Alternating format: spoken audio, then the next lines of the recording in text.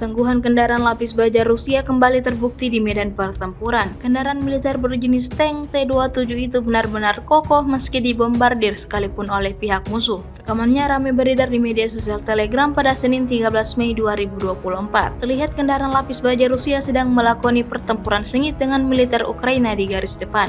Rentetan tembakan dikirim oleh tank Rusia ke beberapa titik yang menjadi posisi serdadu Zelensky berada. Namun serangkaian serangan itu langsung dibalas oleh militer Ukraina dengan mengirimkan drone andalannya untuk menyerang tank Rusia. Dan benar saja, UAV Ukraina langsung menerjang kendaraan lapis baja Rusia hingga menimbulkan ledakan hebat di sana. Tetapi sangat mengejutkan, tank T-27 Rusia masih terlihat kokoh beroperasi seakan tidak ada dampak yang signifikan dari ledakan tersebut. Sejak rekaman ini beredar, beragam komentar dituliskan warganet.